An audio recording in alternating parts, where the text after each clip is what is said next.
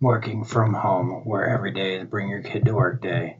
It's a jungle out there, and if you don't have the right tools and mindset to balance work, family, and other responsibilities, you may give up. Black Moth Radio gives you the upper hand in starting and managing your ideal lifestyle with your own business, doing what you do best from home. So grab the nearest ink pen and prepare to take notes because this show is jam packed with discoveries, tips, and experiences to help you through your journey. Here is Robin Bull. Hey everybody, and welcome to the Super Sunday show for August the 13th. I suppose we should we should call this the late edition, since we are recording it at after 9 o'clock our time. And, it's the show where every day is bring your kid to work day, and now with 33% more dog. I don't really think that should count as 33%. It's a freaking chihuahua. She's grown, though.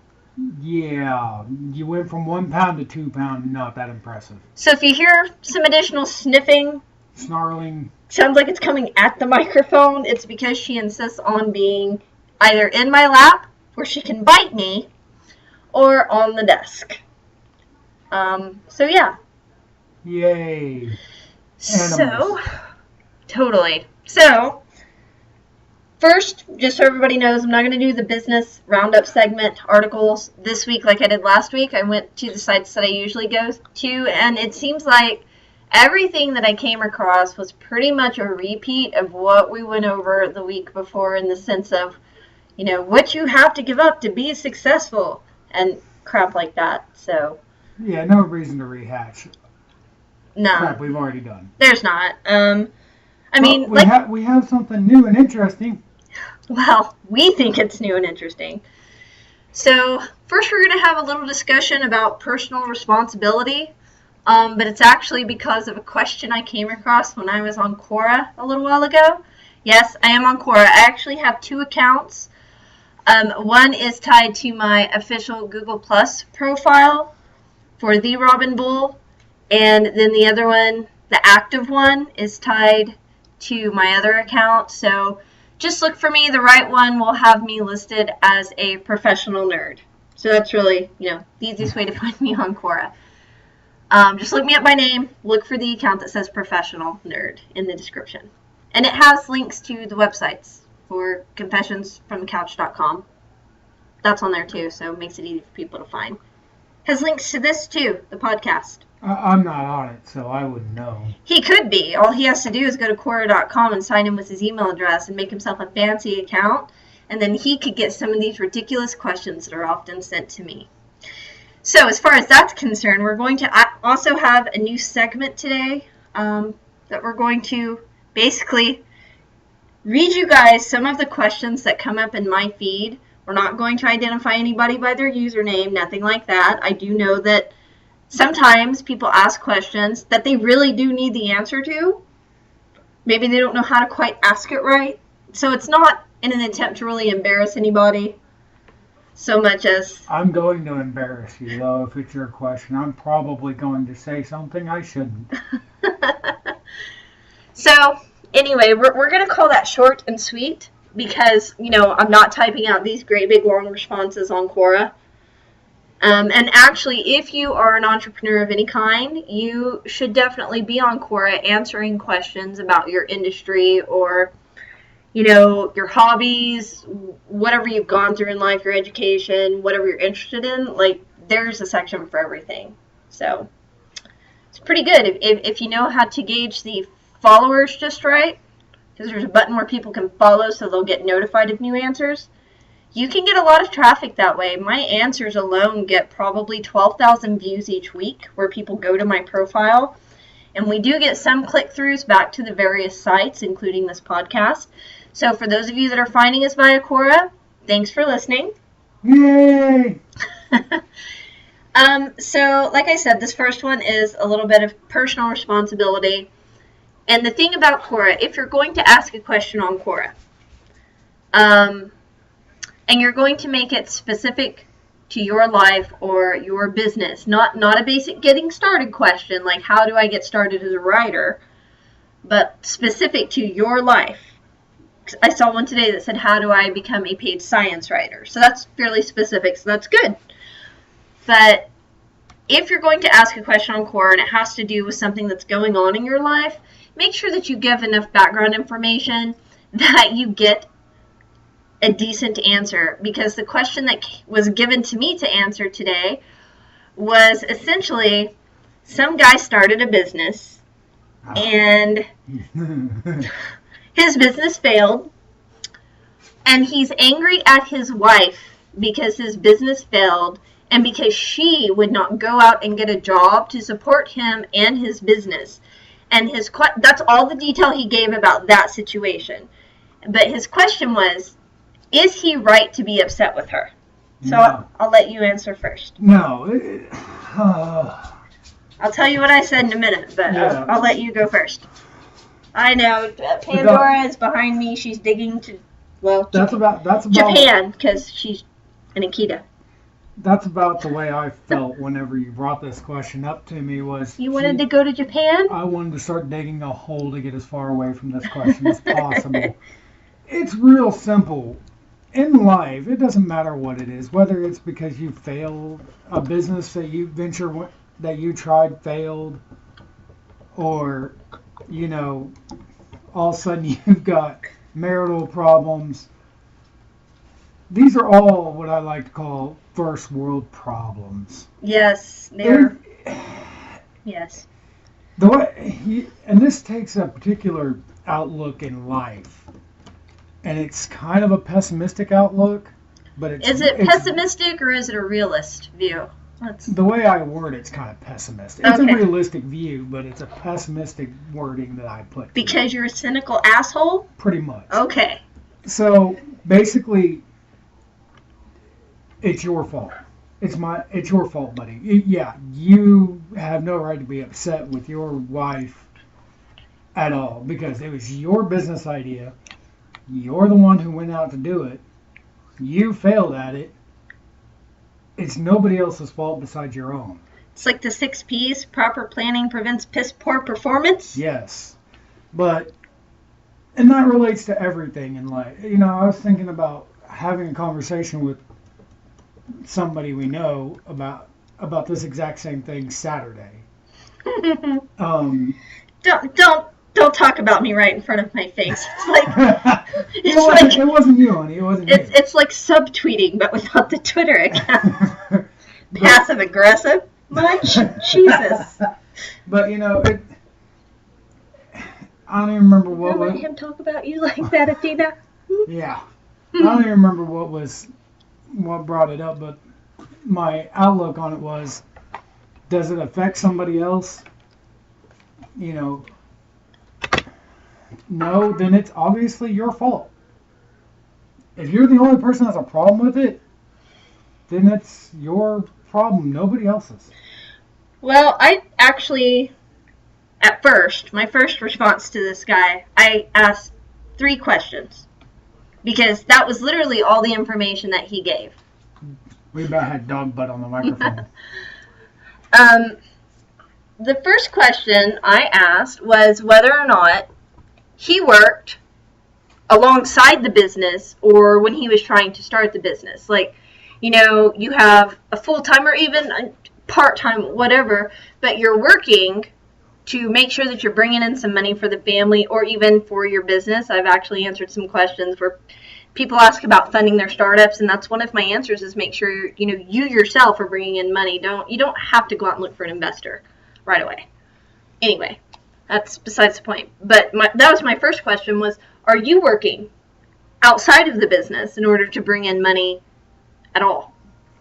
And then my second question was, this whole time you've been working at your business, has your wife, A, been keeping up at home, and B, taking care of any children that the two of you have? Because let's face it, if you've got little kids and she's working outside of the home, that's daycare expenses, and daycare is ridiculously expensive in general.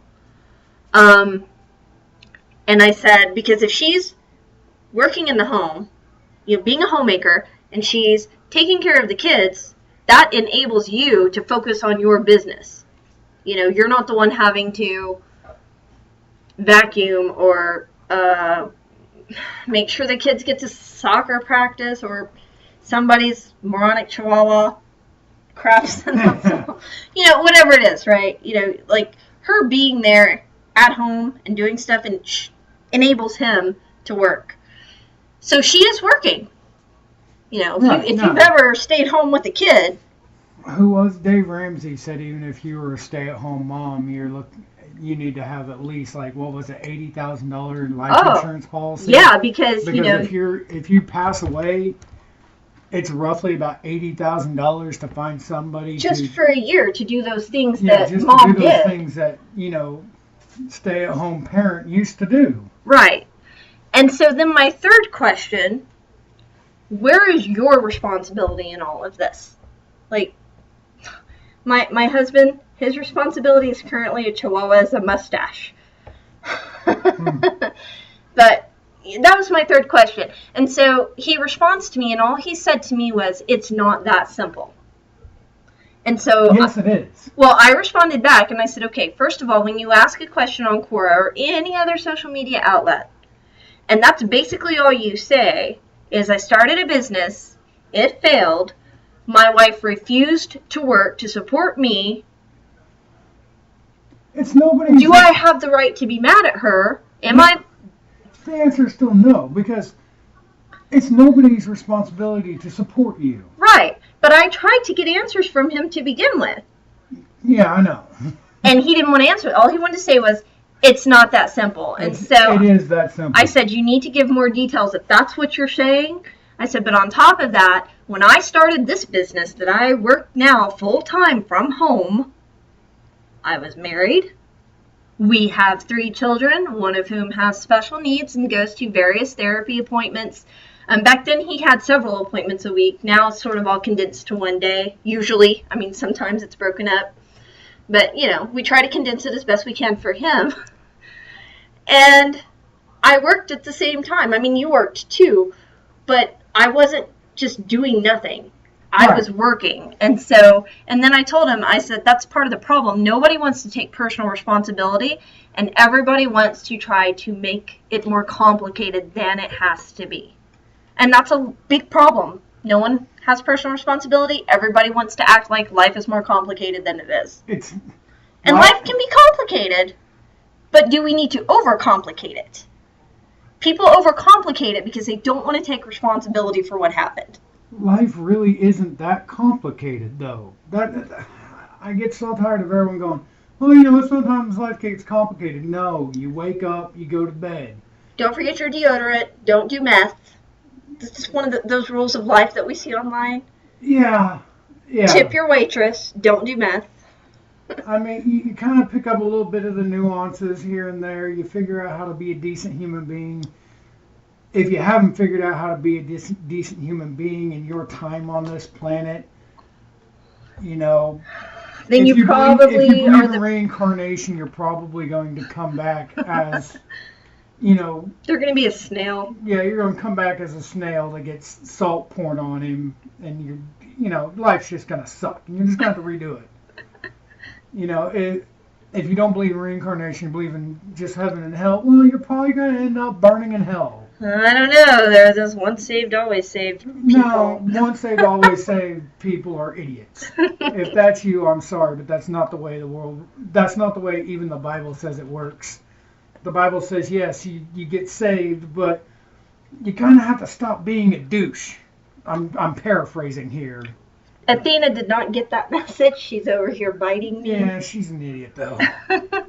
Athena, for the record, is approximately 12 weeks old. Ow. And she has very sharp milk teeth.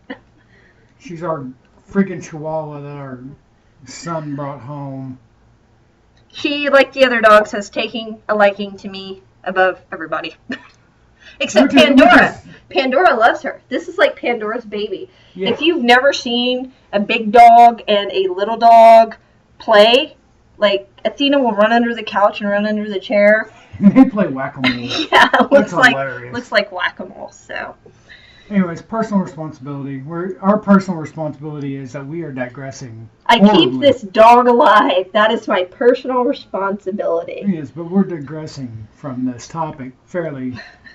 I have ADD. You know this. We kind of just took a 90-degree turn. We didn't even hit the wrong fork in the road. We didn't even veer. We just jumped right off the road and went four-wheeling. Here, I'll put you back on the road. Personal responsibility in business. If my business were to crash and burn, right? Okay, when I notice there's a downturn in the amount of work I'm getting, whose fault is that? And it's not necessarily a matter of fault, but just to make life simple, whose fault is that? Is that the fault of my clients because they don't need as much work?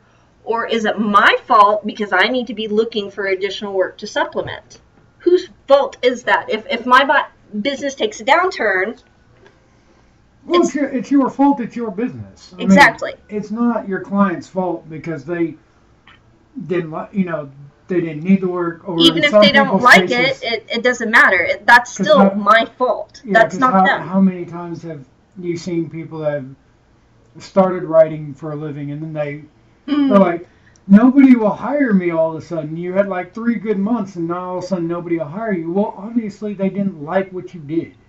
Yep. So obviously it's not them, it's still you. So either way you look at it, they didn't need the work or they didn't like the work. Those are the only two outcomes that come with a negative, And let's face it too. Effect. There we go. That's what I'm looking for. It doesn't really matter what industry that someone wants to start a business in. I always say writing because that's what I do.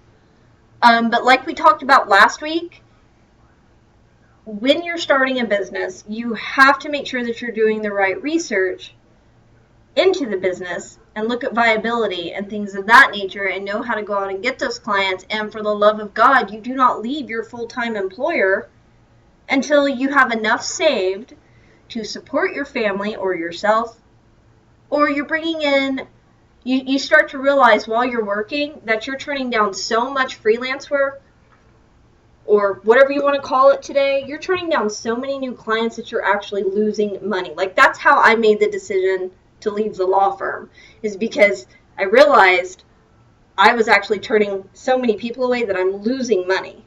Right. Yeah, I remember that.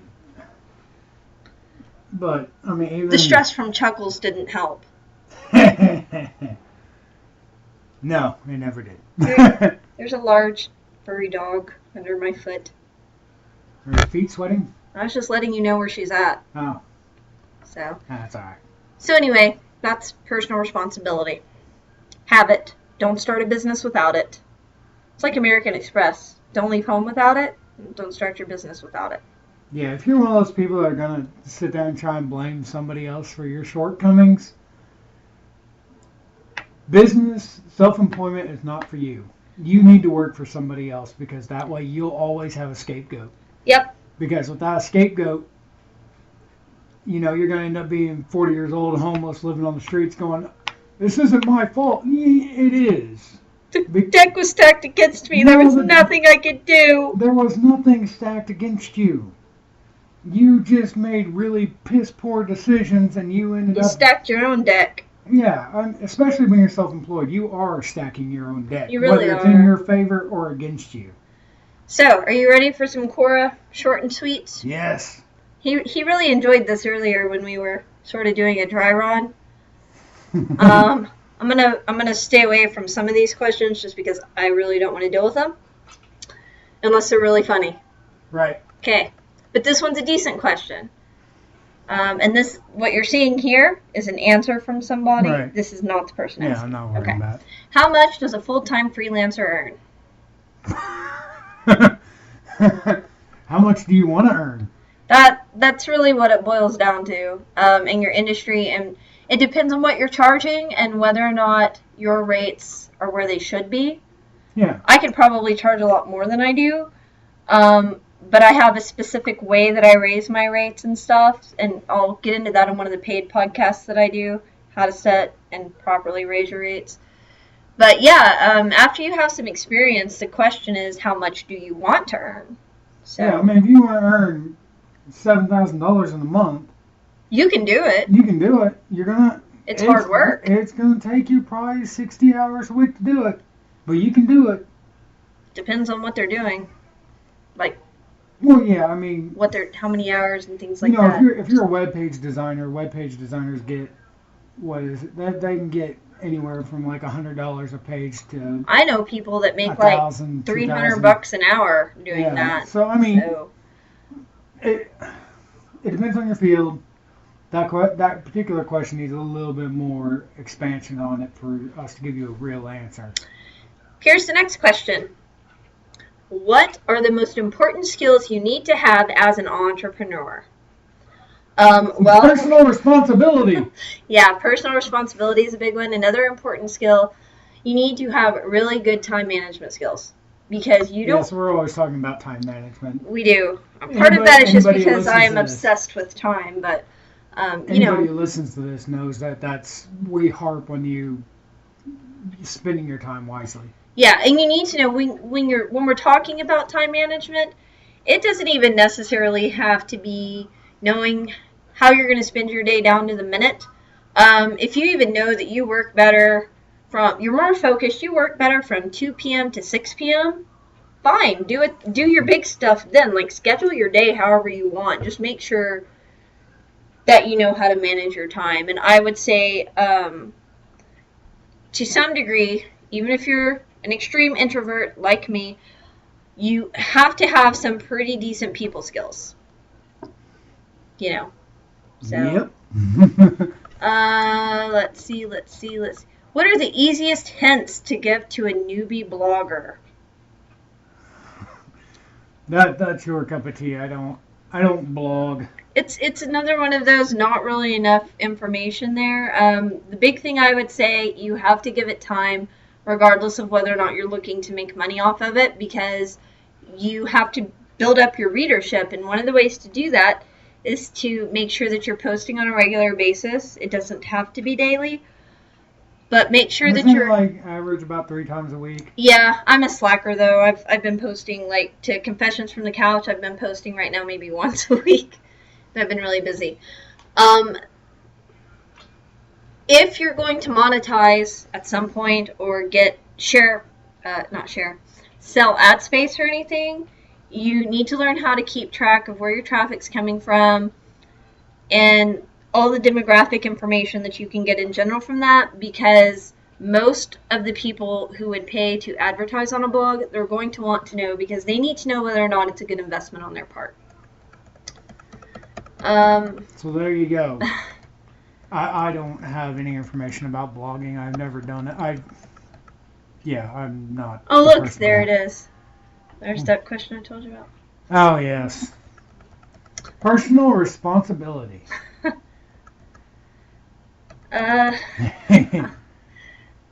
What are some of the most common problems freelancers have when working with clients?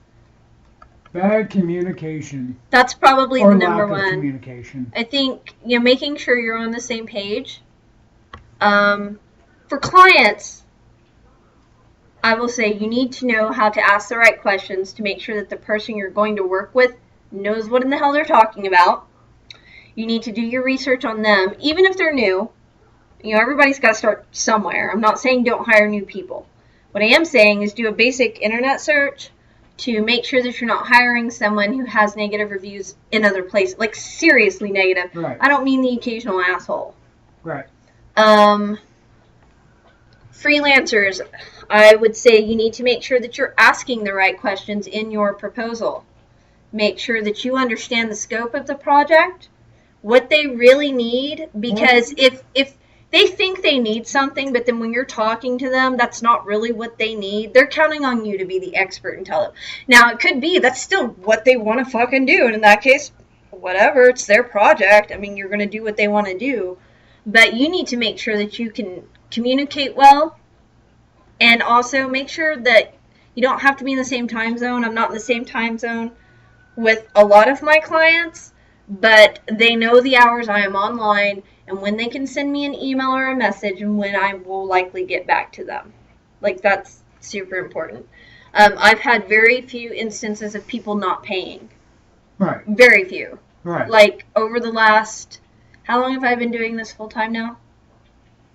4 years? Yeah, about. About 4 years. Out of the 4 years, totally not paid clients. Maybe 6 in 4 Well, years. I was trying to think of the total amount of money. It's less than $300. Oh, yeah.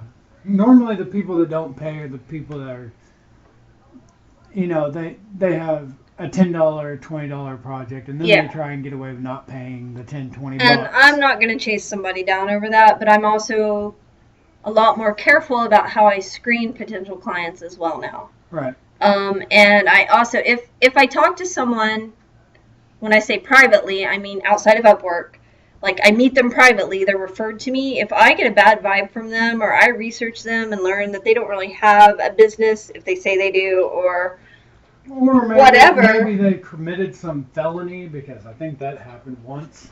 Well, it was the type of charge that Right. it was. It wasn't that it was a felony. I don't really care if someone's a felon. It was what the person had done. Right. All I'll say, obviously I'm not going to name names, but it had to do with children, and it was on public record. Right. So. Yeah. There are certain people I don't want to associate with. And I don't mean 17-year-old with an 18-year-old children. Just so we're all clear, right?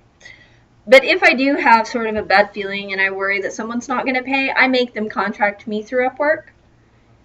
Because Upwork will force them to verify their payment method, and then I will not start work for them until they fund their project. So, which is a great idea. If you, I prefer if it was me and I was doing some freelance work. Well, you've done some before. I would rather go through a business like Upwork. Isn't Elance owned by Upwork now? Elance is no longer a thing. It just redirects you to Upwork. Oh, okay. Like freelance, I think it's called Freelancer. Yeah. It's out there. There's people per hour. There's a new one that I'm working with, not on, but with, for some of their marketing, called Outsourcely. Right, but they make these people pay up front. Yeah. Before they start letting them put out jobs. So yeah. That's a great way if you are looking to do some sort of online freelance work. That's a great way to start. Because the thing with Upwork, at least, is when we'll say client, when the client posts their job or whatever and fund it, so, freelancers come and we're either invited to bid or we just send over a proposal, it gets accepted, and let's say the job is a $300 job, the freelancer's never worked with the client, well, Upwork will take 20% as their fee, but that doesn't actually come from the client, it comes from whatever we're paid as a freelancer. So I feel like I actually get my money's worth when I work through Upwork, because, how many times have I had a dispute or a problem, which really hasn't been that many for as long as I've been doing this. Like I said, I think it's like 6 in 4 years. Yeah, but Upwork, when it's happened through Upwork has always been on my side. Oh, yeah. They're always good about making sure their freelancers are taken care of. Well, yeah, that's where they make their money. Okay. How should I attract clients as a new freelancer? With Upwork? Low-cut shirts and booty shorts? I don't know. No.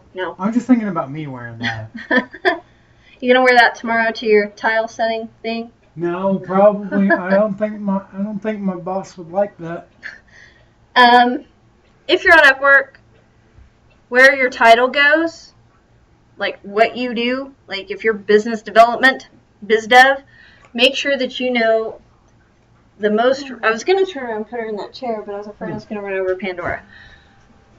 Make sure that our home office / studio has a giant chair behind me that the dogs like to lay in. But make sure that your title reflects the keywords that you want people to find you under when you search. With Upwork, there's a new change if you don't make money. So if you're brand new, you have 50 days, 50.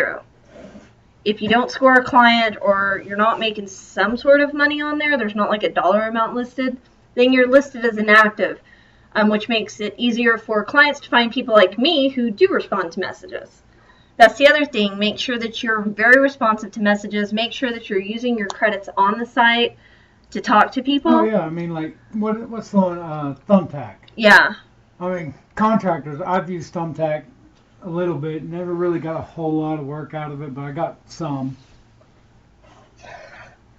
But, if it's a place that's making you buy credits in order to bid on jobs, make sure you're using them wisely. Don't waste it on obvious frivolous stuff, because even whenever I was on Thumbtack, I would see ridiculously overpriced, like people willing to overpay for jobs. Like, I need one room painted, willing to pay $1,000, room 10 by 10. I'm not going to waste my credits to that, because chances are, as soon as I send the message, as soon as I put the bid on it, what's going to end up happening is they're going to go, which I've had this happen to me a couple of times because I fell for it. They're going to go, oh, that one's already taken, but I have a personal assistant job. Anybody that's been on Craigslist knows exactly the people I'm talking about. And you don't even have to leave your home. I'll pay you $500 a week. Well, I just wasted 5 credits. Yeah, and those are not cheap on Thumbtack. Yeah, and these credits are like 99 cents for 3. So I just wasted $2 to find out that you are a scammer. And piss off. Just so people know, a basic Upwork account is free. You get credits for free. You can upgrade to a paid account, and then you won't go inactive if you're not making any money, like if it takes you longer to get your clients or whatever.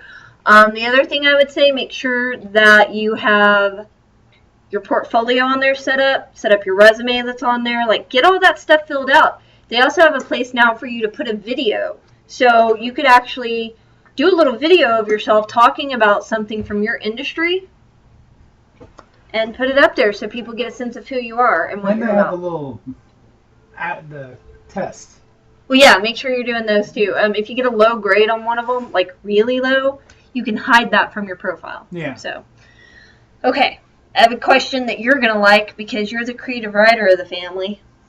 For the record, I do have a novel that I self-published. I just don't do a lot of fiction anymore. I've spent so long doing nonfiction. What are some tips when writing your first novel and for introducing a new world?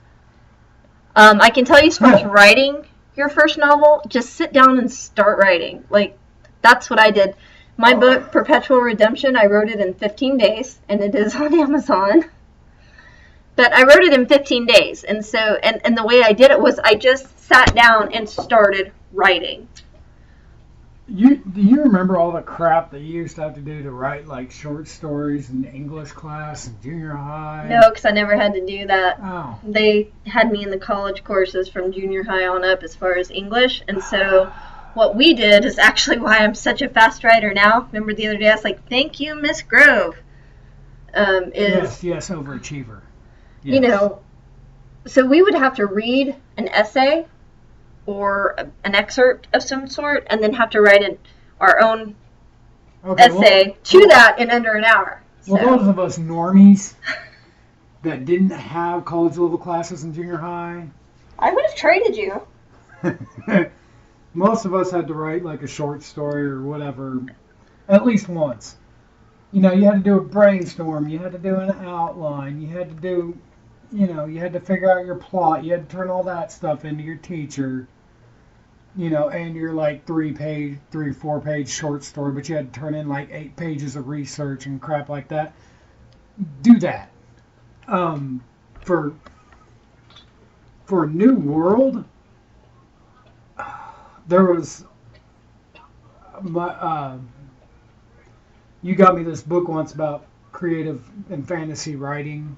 Yeah, it's still out there on the shelf. Yeah, I don't remember the exact name of it off the top of my head, but I read through it, and one of the things was, if you're gonna create a new world, one of the things that helps you do it is doing things like drawing a map of what you want your world to look like. Where's the ocean? Where are the lakes? Where's, if you look in the book, the Lord of the Rings series, there's a little picture. Oh my God! And then there's the map. There's the Elven language that they actually created an entire freaking language. To back up the book. Yeah, and for those other types of nerds who are into sci-fi, every one of us know there's a Cleon dictionary out there and a Cleon to English translation book. And what about Duolingo? What are they putting out soon? Oh, yeah. See, but they've been saying they're going to put that out for a year, and I'm still waiting for it. I just thought you'd like to, one more place to talk about it, right? Yeah, Duolingo and Cleon. There we go. But, I mean, do things like, you don't have to create a whole language. You don't have to figure out how their syntax are going, things like that. Figure out what they're going to say for, like, the word the. Or even just some basic verbs or creature names. Yeah. Like, I've seen some of the research and stuff that you do when you're writing some of your stuff.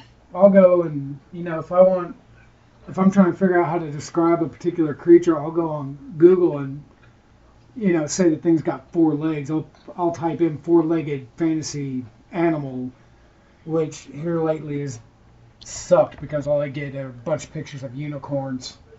And I'm like, it's because it's popular. Yeah, I realize it's based on popularity, but,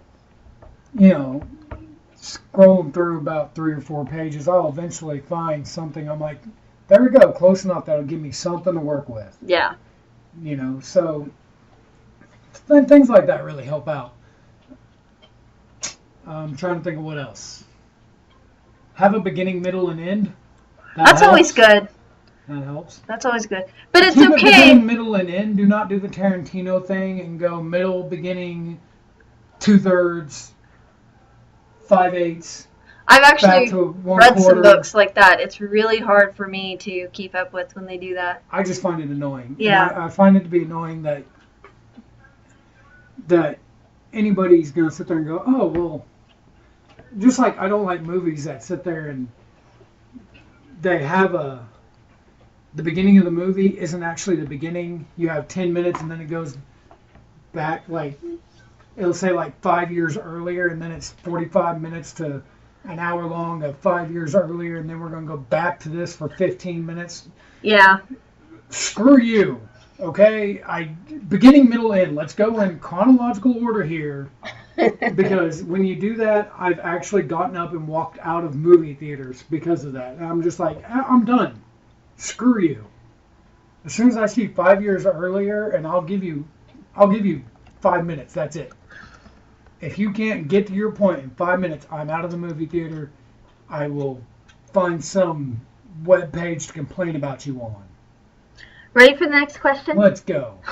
I don't think you'll have the answer to this one, though. Can I write a blog on a different topic than what my website covers to earn backlinks? Well, yeah. I suppose you can, but what you're really going to have to keep in mind is what you're wanting to get ranked for. Because if you have a blog about widgets in the state of Virginia, right? Widgets. And then all of us, and so let's say things related to widgets or questions about widgets, items that your widgets are used for, whatever, like, you're still around the same subject material, right? Right. Okay. But if you all of a sudden start talking about dog sitting in Nebraska. Dog retirement homes. That's so weird. That was weird.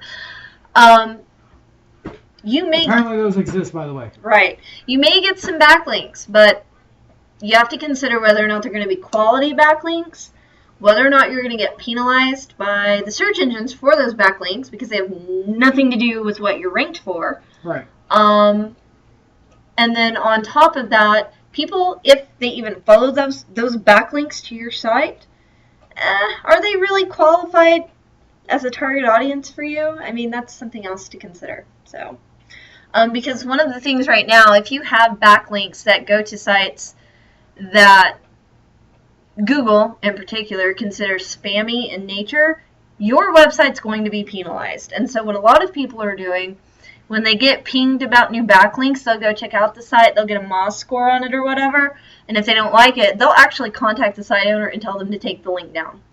Yeah. So, there's That's that. not unreasonable. Well, good luck getting it taken down. As an entrepreneur, do you want your children to follow your footsteps in entrepreneurship? No, I want you to become a doctor. Jesus Christ. I'm not breaking my back and busting my knuckles so that you can sit there and do it too. I want you to freaking do something with your life. My oldest son is 19.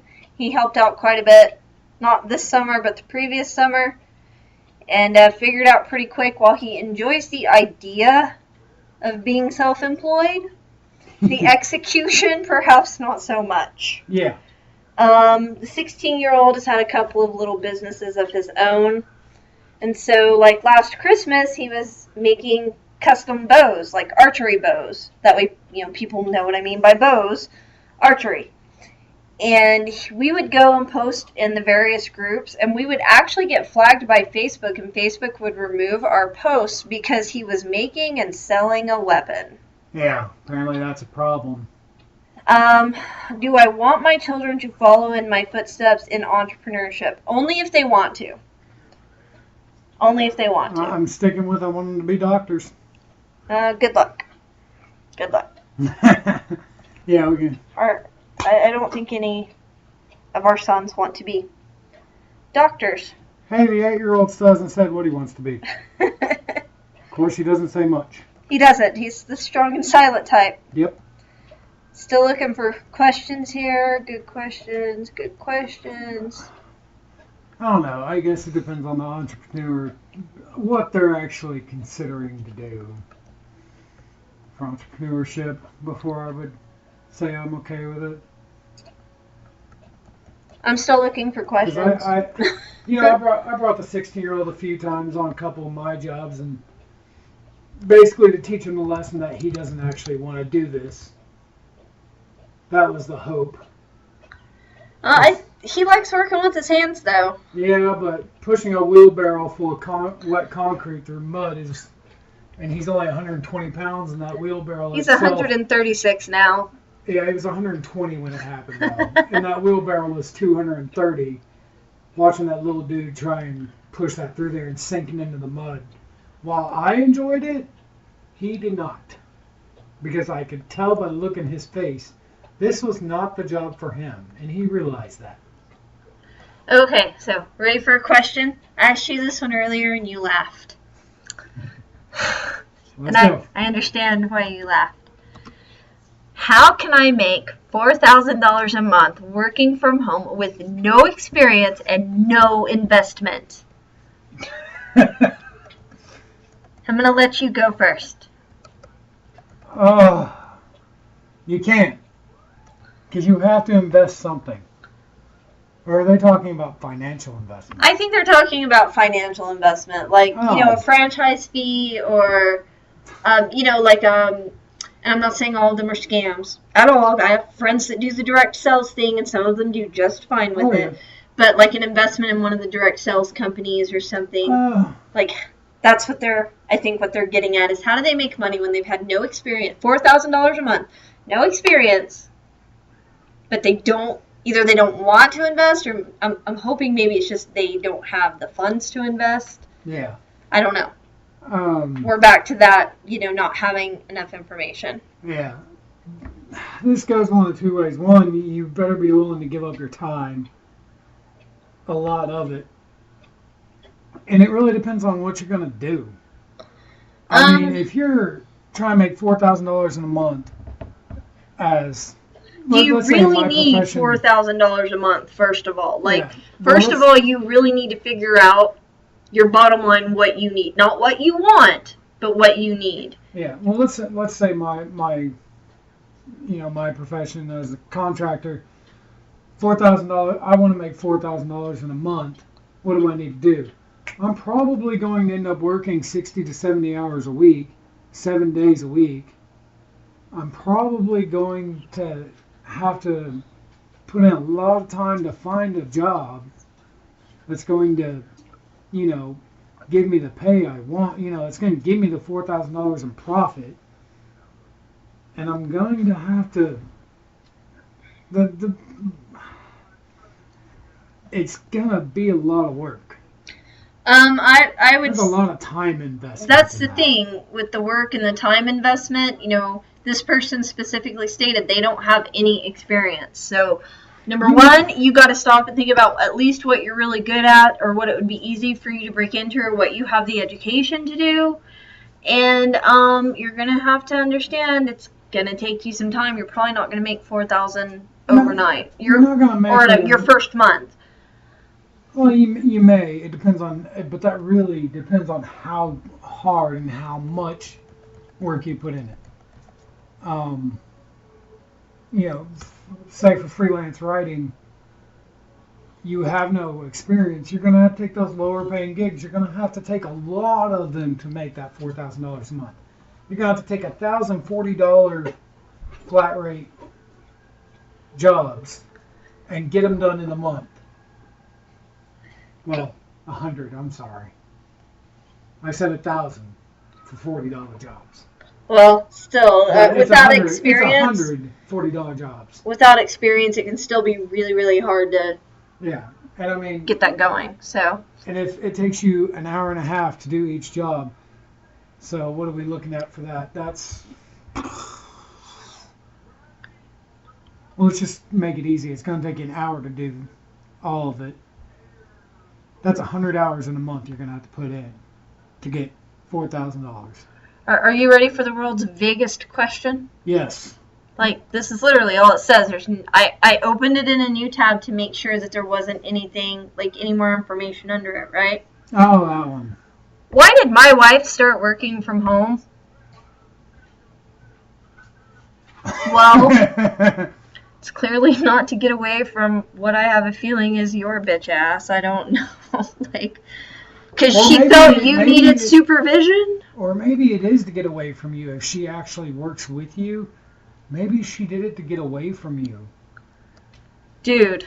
You know, I don't really know. That's why did my wife start working from home? She wanted more money.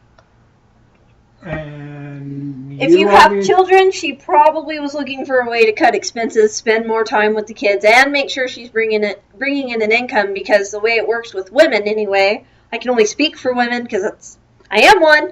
You know, we're taught from a very young age, you have to take care of your family and work and do this and do that, or you're somehow a failure. Right.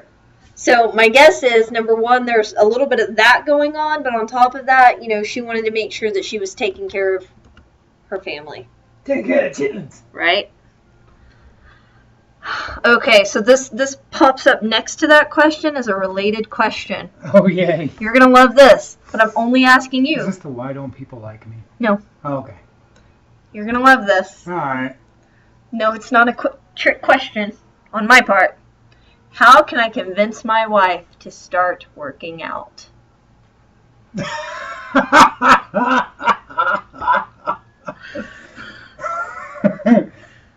Damn, honey, those pants are looking a lot tighter than they did last week. It just seems like a good way to get the shit knocked out of you. Oh, man, that's a tricky one. You really can't convince her, but, like, you could start working out, and maybe she will join you. Whatever you do, don't make her feel like there's something wrong with her. Because if she gained weight or didn't lose weight after she had your child, it is your fault. It is you are borderlining divorce papers right here. There's the problem. You know, you are borderline about to get a divorce if you push this the wrong direction. Yeah. She's out the door. I just wanted to kind of put you on the hot seat with that one. Yeah, that definitely did it. I don't know how you... Okay. I don't know how to help you, buddy. When we got married, I weighed about 115 pounds. And then because of some heart issues before they got under control, I got up to about 140 pounds, which for my size really wasn't all that bad. I think the way one of my cousins put it is that I actually looked like I ate something for once. Yeah. I wasn't comfortable. I wasn't comfortable with it. Of course, over time, you know, but I started going back to the gym because it's what I wanted to do, not for any other reason. But I got really lucky because you have an interest in fitness, but, you know, you never once. One of our dogs is trying to figure out how to get the pit bull. How to get in the chair with the chihuahua without crushing the chihuahua. And he's groaning about it Yeah, too. so anyways. He's an old man. Personal responsibility, we digressed.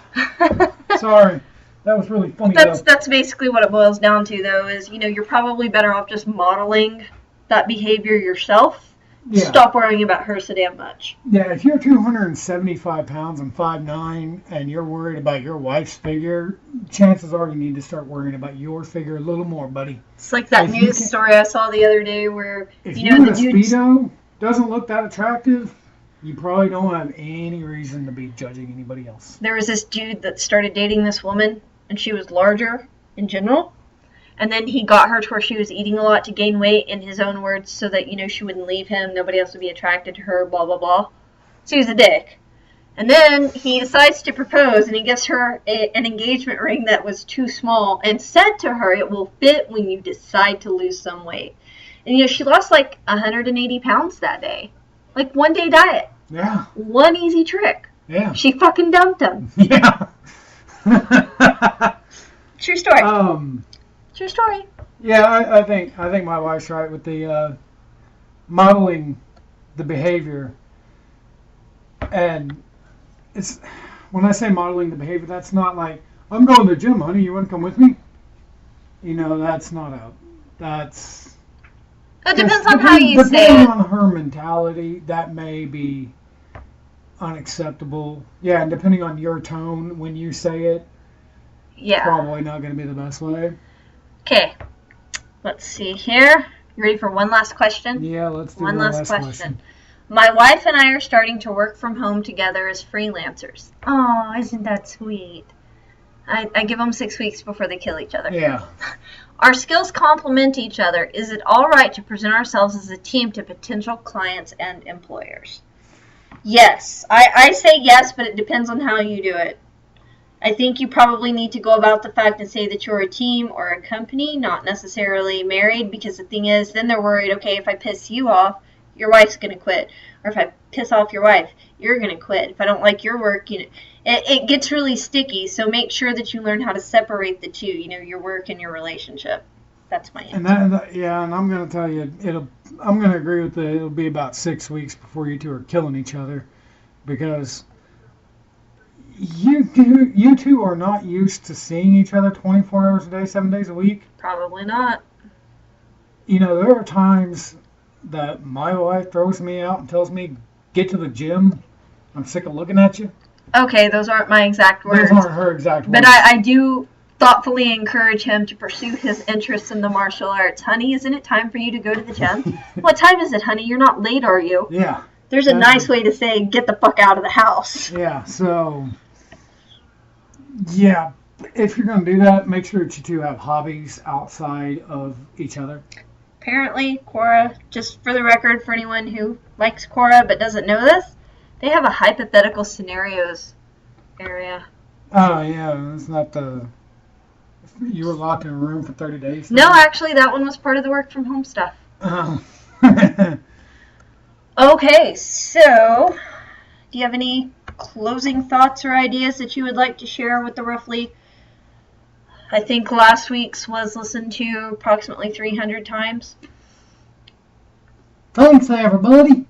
No, did something a little new today, so. Let us know if you liked it or if you didn't, or what you'd like to see, or if you have questions you would like us to tackle, serious or not serious, business or I'd say relationship related, but unfortunately a lot of people don't like to hear the truth. If you ask us a relationship question, you would better... You're going to get the truth. You had better be ready, because neither one of us are going to be nice to you. Oh, we'll be nice. It's just that people take the truth and think that it's not nice. It's the whole right words.